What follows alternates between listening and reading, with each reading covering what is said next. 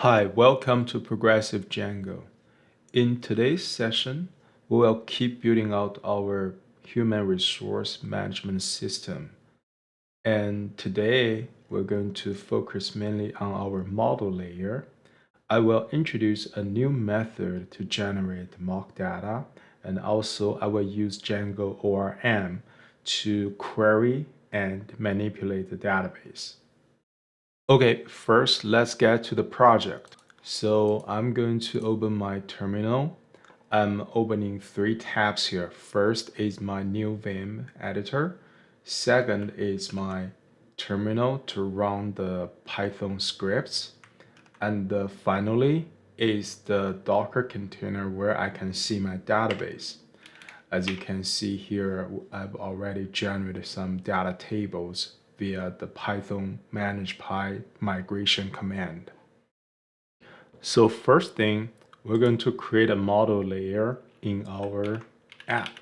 I will go to our app folder, which is employee, and come to this models.py file. So here is where we create our model. So model is basically connecting our Django app with our database.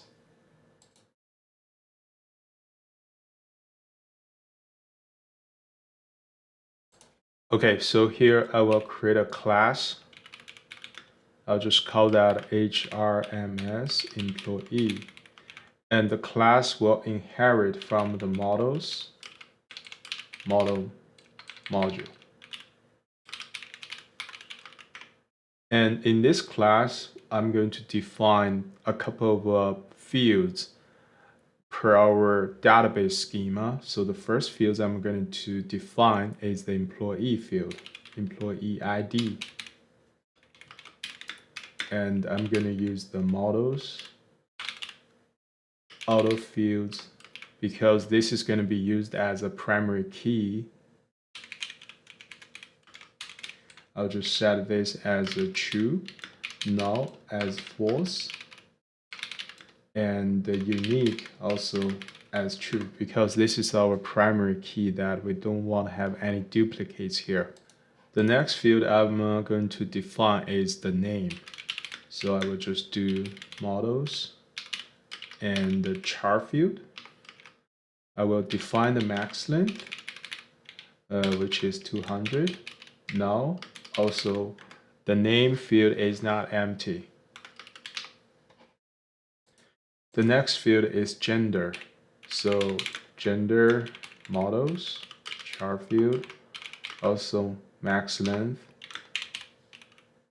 I'm gonna define probably 10 here, blank, false, null, false. So I will also add blank, false in our name field. And birthday, I will use a different type of data, which is a date field. And then I'll just define blank as false, null as false. And the other two fields we want to define is basically mobile, email, and address. Here we could use the char field as well. So I'm just gonna copy the previously defined name and just put a mobile here, email address.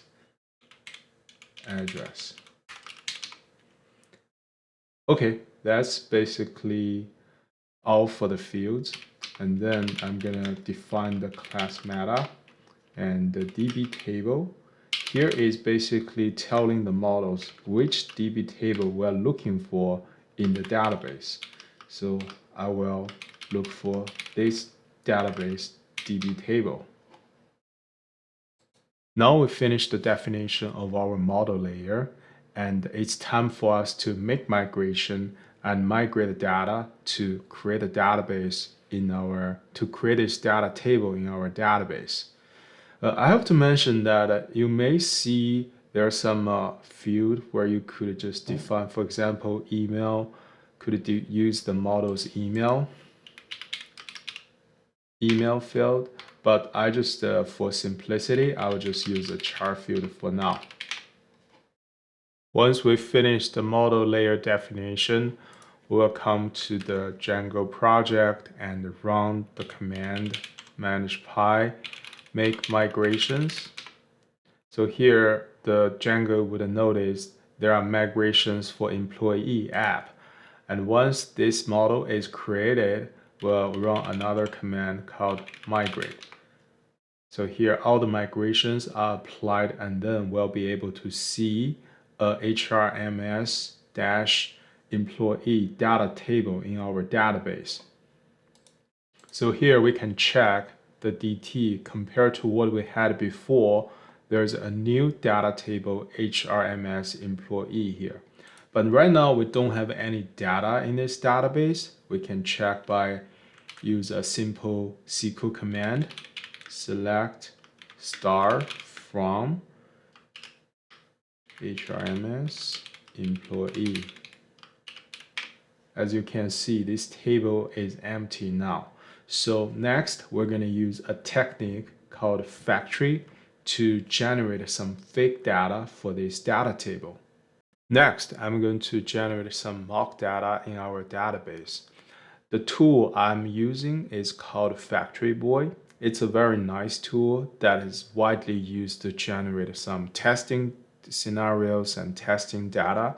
But here I'm just going to use that to do some mock data generation. In order to use Factory Boy, first we need to install this package.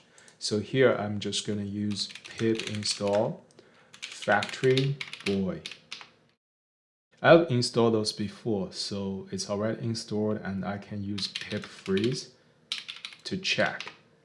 So as you can see, Factory Boy 3.3 is installed, and the faker is a dependency that comes with Factory Boy for fake data generation.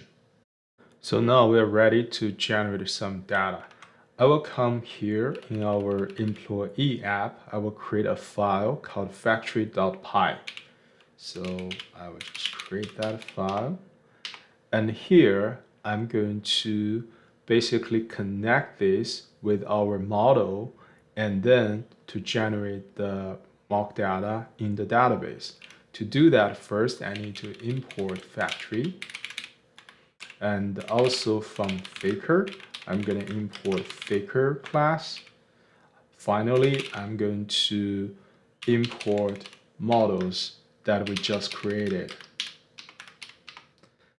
I will first instantiate a faker class. So I just call that fake. And I will create another class called employee factory. Here, I'm going to apply the factory Django model factory to connect this file with our model and then generate the mock data. So I will just define our meta class here. The model would be HRMS employee model we just created. And then when it comes to the name, we're going to use factory, faker. They have some nice built-in features to generate a fake name here. And also gender. So here I'm going to use a factory iterator. I'm going to choose from 3 values: male, female, and other. Birthday, it's a little bit tricky because factory doesn't really have a built-in feature like name. So we're going to use another built-in function called lazy function to generate some birthday. And here I'm going to use a lambda function to apply fake date of birth. And I'm going to set the minimum age, minimum to 20, and maximum age to 66. Next is the mobile. I will use the factory faker phone number here, and email. We also have the built-in features here, so faker email.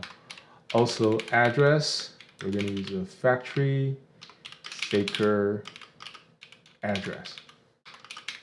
Cool. Now we have all the factory here ready to generate some mock data. In order to run this employee factory, we need to come here and basically run the manage Py shell. We're going to do that in our shell in the Django shell. So first we're going to import employee factory from employee.factory module, and then under here we'll basically run this command employee factory and call create batch. Let's just create 100 employees here. But before I run this, let's come to our database. As we checked before, there's no one in this database, and then we'll click OK. There's an error. Okay, it looks like I used the wrong name here. It should be date of birth, and I'm going to exit and run the bash shell again. So I'm going to import employee factory and run this create batch 100 employees. So now the employees are created. We see some response here. Let's come to the database. And we use the same command. As you can see, there are some data already populated. And then we can count how many employees are created. As you can see, there are 100 employees generated by the batch creation. Now we have some data in the database. I will use ORM to perform a simple CRUD operation on the database. You can notice that compared to what we did before using the raw SQL queries, using ORM generating the CRUD operation will be blazing fast. So here are a couple of things I want to achieve with ORM. I will get all the employees. I will get one employee based off the employee ID. I will add one employee. I will also update one employee. For simplicity, I will just update their birthday. And also I will delete that employee. All right, let's get started. First, I need to come to the project root and find the URLs. So here I'm going to add a couple of endpoints for all the operations I want. For example, I would just employee get, and then I will just I will define get all employees a function in the views model, and then I will import them later. Similarly, I will add all the other endpoints for the other operations as well. So I'll just use a simple int, and the condition I'm going to use is used by employee ID. I will find that employee with employee ID and get employee. And so here, the next operation I want to do is add. So I will just add add employee. And here I will, after add, I will do an update. So I'll say update employee. And finally, I'm going to delete.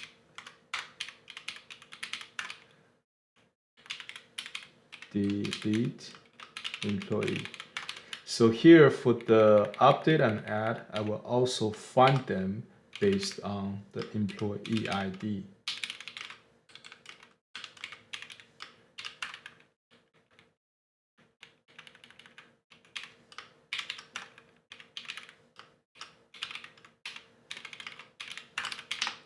Okay, now I'm ready to create all the functions mentioned here in views. After defining the endpoints, I will come to our employee app and come to the views. So here I will define a couple of things for the views function. And I'm not going to use render here because I don't want to render this to our uh, template yet. So I will just do a simple HTTP response. HTTP response. And also, in order to perform any views, I need to first import our model. From model, import HRMS employee. I will just rename it as employee for simplicity. And the first function I'm going to do is def get all employees. So all I need is just a request here as a parameter. And in order to find out employees, all we need to do is very simple. So here I will just use the employee model, find the objects, and find all. I want to grab their values, and then I would convert them as a list. So that's it. And then all I need to do is just return that to our HTTP response. So I would stringify the returned employees. That's basically it. All I need to get all the employees from our database. To check that this is actually work, let's come here and run the project, Python manage py run server. This error is because I have some not implemented, or this error is because views is not imported in the URL. So I will just fix that. And also to avoid any other errors, I will just build all the other functions as well. So first is get employee pass def add employee request add employee. I just use pass for now, and def update employee request. Here we need an employee ID as another parameter, and similarly for the delete employee.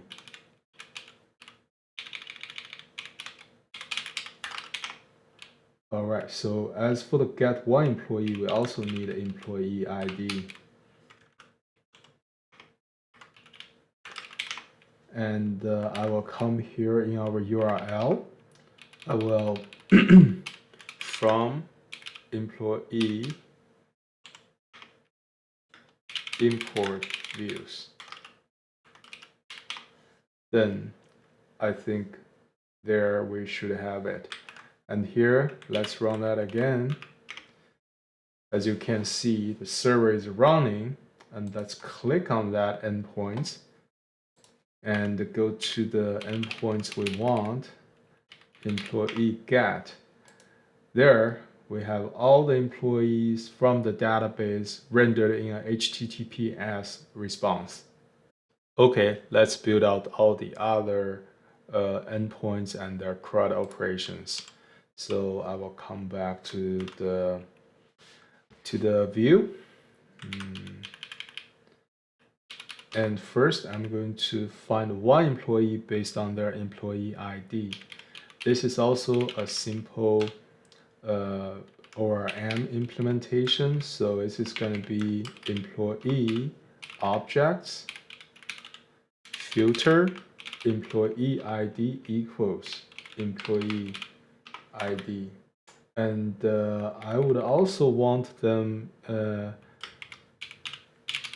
values. I would also want this to be rendered as a list on the HTTPS. So it would be simple stuff like this, just return HTTP response string employee.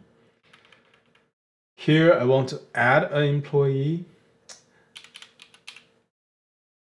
So I would just define the employee by instantiate an employee instance. I would just use a name for test employee.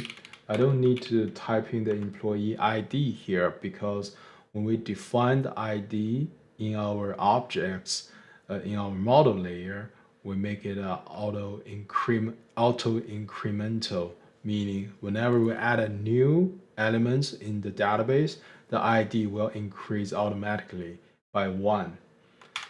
And gender, I would just name it other. Birthday,